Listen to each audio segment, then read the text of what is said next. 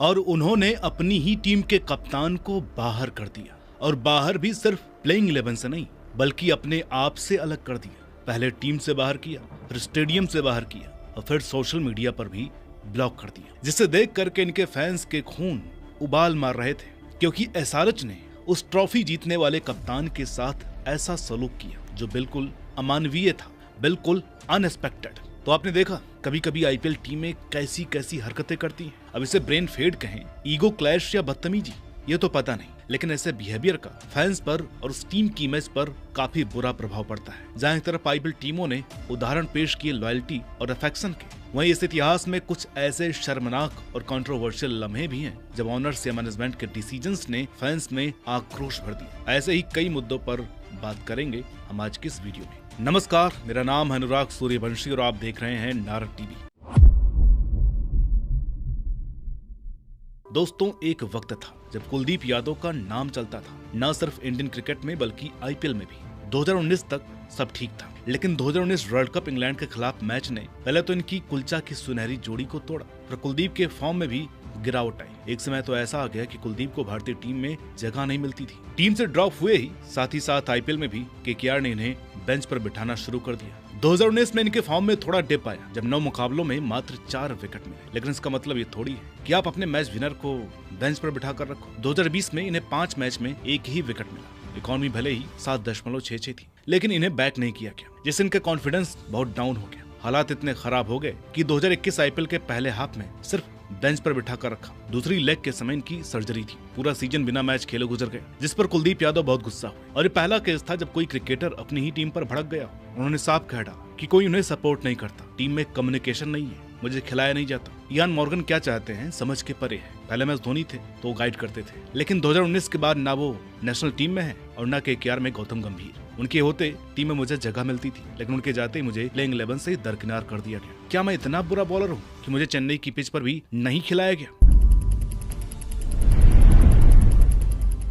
अब इस सब को देखकर फैंस को बहुत दुख हुआ और परिणाम स्वरूप कुलदीप यादव को केकेआर ने रिलीज कर दिया 2022 आईपीएल से पहले। और 2022 आईपीएल में दिल्ली की ओर से खेलते हुए इन्होंने 2 साल बाद आईपीएल मैच खेला और आते ही मैन ऑफ द मैच बने। लेकिन केकेआर के खिलाफ बदला लिया 4 विकेट लेकर, और फिर मैन ऑफ द मैच बनकर उनकी बदसलूकी का हिसाब सूद समेट चुका है। दोस्तों, आपको 8 मई 2024 का वो मुकाबला तो याद ही होगा, एसआरएच वर्सेस एलएसजी का, जहां आईपीएल 2024 की सबसे खूंखार रन चेज करके दिखाई थी एसआरएच ने। मात्र 9.4 ओवर्स में 167। केएल राहुल कंप्लीटली बेबस नजर आए थे, क्योंकि अभिषेक और हैड की जोड़ी आदमी की बुद्धि हर लेती है। कप्तान सोचता रह जाता है कि मेरे साथ क्या हो रहा है, अब मैं क्या करूं। वो भी तब जब पहली पारी में केएल खुद 33 बॉल में मात्र 29 रन ही बना करके आए थे। जितनी बाउंड्री पूरे एलएसजी ने नहीं मारी, उतनी इन दोनों ने मिलकर के मार दी। 58 गेंदों में मैच खत्म हो गया, इसमें से 30 तो बाउंड्री ही थी। और इसके बाद आपने संजू गोयनका का गुस्सा देखा भरे मैदान में, और ये गुस्सा कप्तान केएल राहुल पर निकल गया। अब टेक्नोलॉजी सब कुछ कैद कर लेती है, बस फिर क्या था, कैमरे में सब कुछ कैद हुआ और सोशल मीडिया पर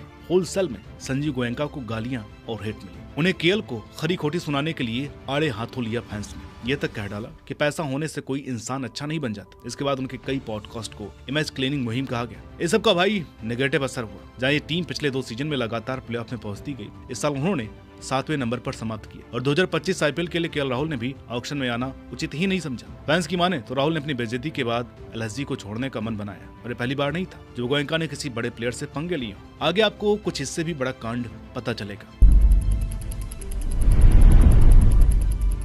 देखिए, आईपीएल एक ऐसी लीग है जिसमें अक्सर लोग टीमें कपड़ों की तरह बदलते हैं। कहीं ज्यादा पैसे मिल गए, कहीं कप्तानी मिल गई तो निकल लेते हैं, लेकिन वो 18 सालों से एक ही टीम से खेलता रहा था। कितनी ही बार अपने उस सपने के बेहद करीब गया, जो कई बार उसके हाथ तो लगा लेकिन मुंह ना आया। प्लेयर बदले, कोच बदले, पर नहीं बदला तो फ्रेंचाइजी का ऑनर्स का विराट कोहली से लगा, जिस पर फैंस को नाज था, जो आज इस टीम का पूरक और सबसे बड़ा खिलाड़ी बना। आखिरकार 2025 में उसका वो सपना पूरा हुआ जब आरसीबी ने अपना पहला आईपीएल जीता। चारों तरफ दक्षिण दिशाओं में खुशी की लहर थी, सबको खुशी थी, उत्साह था अगले ही दिन आरसीबी का वापस अपने होम ग्राउंड आने का। मगर फिर हुआ कुछ ऐसा जिसने पांव के नीचे से जमीन खींच ली। जिन विराट कोहली को लोग सर आंखों पर चढ़ा रहे थे, जो लोगों की आंखों के तारे थे, आज वही सबके दुश्मन बन गए, क्योंकि हर जगह अरेस्ट विराट कोहली की मांग की जाने लगी। दरअसल हुआ कुछ यूं कि टीम अपनी जीत का जश्न मनाने के लिए अगले सुबह बेंगलुरु पहुंची, जहां कर्नाटका के मुख्यमंत्री सिद्धरामैया ने विधानसभा में टीम को सम्मानित किया। आगे के प्रोग्राम के लिए जाना था चिन्नास्वामी स्टेडियम। हालांकि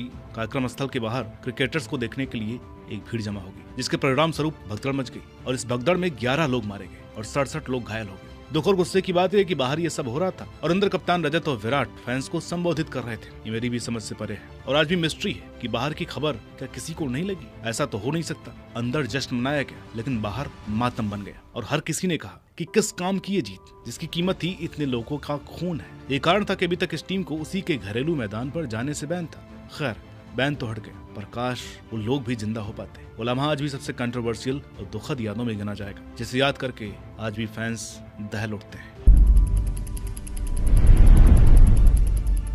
दोस्तों 2016 आईपीएल में विराट किस कदर खेलते थे ये सबको मालूम है। उनका वो कातिलाना फॉर्म ट्रॉफी जीतने से कुछ दूर था नहीं और सबको उम्मीद थी कि आरसीबी और विराट को पहली ट्रॉफी मिल ही गई। लेकिन जरा सोचिए, एक ऐसा प्लेयर जो विराट की पीक से बढ़ गया, बल्ले से हो या कप्तानी से, फुल टक्कर दी। वहां एसआरएच को आईपीएल जिता दिए, 3 बार ऑरेंज कैप जीता, इंटरनेशनल क्रिकेट का एक एब्सोल्यूट लीजेंड, आईपीएल का एक ताबड़तोड़ बल्लेबाज, 4th हाईएस्ट रन स्कोरर, कई बार आईपीएल के प्लेऑफ में भी लेकर के गया। 2020 में सब कुछ ठीक था, लेकिन 2021 में 6 मैचों के बाद वार्नर से कप्तानी छीन ली गई, फिर टीम से बाहर किया गया। बीच मैच जब बाउंड्री पर वाटर बॉय बनकर टीम को चीयर करते तो ये देख करके इनके फैंस काफी दुखी होते। फिर टीम ने इन्हें मैदान पर लाना भी छोड़ दिया। ये तो होटल से मैच देखते, बदसलूकी ऐसी की जैसे पता नहीं कौन सा क्राइम कर दिया हो। फैंस वायलेंस पर उतर आए थे। जैसे आईपीएल खत्म हुआ, इन्हें चाय में पड़ी मक्खी की तरह निकाल करके फेंक दिया गया, न सिर्फ टीम से बल्कि अपने दिल से भी। ऊपर से रिलीज करने के बाद सोशल मीडिया पर इनको ब्लॉक भी कर दिया गया। कोई और प्लेयर होता हो सकता है शिकायत भी करता, लेकिन वार्नर चुपचाप सब सहते रहे। और फिर वार्नर ने अगले साल दिल्ली से खेलते हुए जब इसी एसआरएच को 92 रन मारे, तब जाकर के इनके फैंस को सुकून मिला। दोस्तों जिन लोगों ने क्रिकेट को ही अभी देखना शुरू किया है, उनके लिए आईपीएल की सबसे बड़ी कंट्रोवर्सी थी रोहित शर्मा का हटाया जाना मुंबई इंडियंस की कप्तानी से। कुछ लोगों को तब गुस्सा आया जब राहुल पर उनके टीम ऑनर संजू गोयनका गुस्सा हुए, लेकिन जो हम आपको बताने वाले हैं उस हरकत के आगे ये सारी बातें कुछ नहीं। बात है 2017 की। 2016 में राइजिंग पुणे सुपर जायंट ने 14 में से 5 मुकाबले जीतकर सेकंड लास्ट पर खत्म किया। टीम के कप्तान थे MS धोनी, जिन्होंने आखिरी मैच में पंजाब के खिलाफ 23 रन बनाकर अपनी टीम को मैच जिताया। और ढेरों प्लेयर्स चोटिल थे इस सीजन। फैंस भले ही इन सबसे खुश थे, अगले ही सीजन में भी माही को ही एक्सपेक्ट कर रहे थे, लेकिन राइजिंग पुणे सुपर जायंट के टीम ऑनर संजीव गोयनका के दिमाग में कुछ और चल रहा था और कुछ समय बाद खबर आई कि माही को कप्तानी से हटा दिया गया। कप्तान बनाया गया स्टीव स्मिथ को। इस पर संजीव सर बोले कि मैंने एक यूथफुल कप्तान बनाया, क्योंकि वो एक यूथ टीम बनाना चाहते हैं।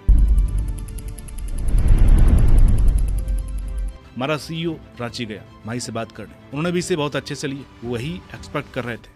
धोनी भाई खुद नहीं हटे, उन्हें हटाया गया कप्तानी से और फैंस को बिल्कुल भी पसंद नहीं आया। 3 आईसीसी ट्रॉफी जीतने वाले कप्तान को ऐसे कौन हटाता है। खैर माही ने तो कुछ नहीं बोला, कोई तमाशा नहीं किया, कोई बॉयकआउट नहीं किया, लेकिन फैंस भड़क गए। उन्होंने तो बस मन बना लिया आरपीएसजी को बॉयकआउट करने का और मैदान पर न जाने का। फैंस ने तो ये तक कहा कि क्या ही नॉलेज होगी इस बंदे की क्रिकेट की, जिसने इतने बड़े कप्तान की कदर नहीं की। और कप्तान बदलने के बाद भी रिजल्ट इनके पक्ष में नहीं गया, ये फाइनल 1 रन से हार गए। तो दोस्तों ये थे कुछ हेटेड और बेहद ही कंट्रोवर्शियल डिसीजन, जिसके चलते फैंस अपनी ही टीमों से नफरत करने लग गए। वीडियो अच्छी लगी तो प्लीज लाइक कीजिए, शेयर कीजिए, चैनल पर नए हैं तो प्लीज इसे सब्सक्राइब करना ना भूलिए। मिलते हैं आपसे अगली वीडियो में, तब तक के लिए नमस्कार।